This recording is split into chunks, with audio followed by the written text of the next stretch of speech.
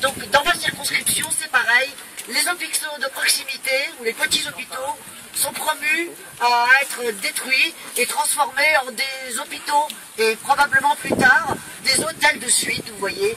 Parce que ce qui intéresse tout le monde, c'est de regrouper dans des gros hôpitaux, les gros paquebots, quand bien même tout le monde sait qu'on y tombe plus malade. Mais ça n'est pas rentable. En fait, c'est quand même la politique qui est à l'œuvre, de rassembler les hôpitaux dans des gros hôpitaux pontoises, avec des gros CHU, ces grosses structures hyper concentrées. On trouve le même processus avec les universités, d'une concentration technocratique, avec une diminution à l'intérieur des gens qui servent vraiment à soigner ou à faire leur métier, en l'occurrence soigner, médecins, etc. Voilà. C'est un processus national, c'est le résultat d'une politique. Sachez que le budget de la sécurité sociale et des hôpitaux va être encore en baisse cette année.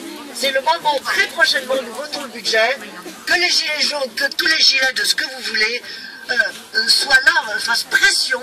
Nous, personnellement, notre groupe et le groupe communiste avons demandé une motion de censure pour que ce gouvernement s'arrête, enfin, pour dire non à ce gouvernement. Nous demandons aussi à l'ensemble des députés, vous pouvez faire pression à votre député, lui demander d'être reçu comme gilet jaune, quel que soit le sujet finalement, d'être reçu à l'Assemblée pour décider du budget qui nous semblera le plus intéressant pour 2019, certainement pas celui qu'ils sont en train de nous vendre.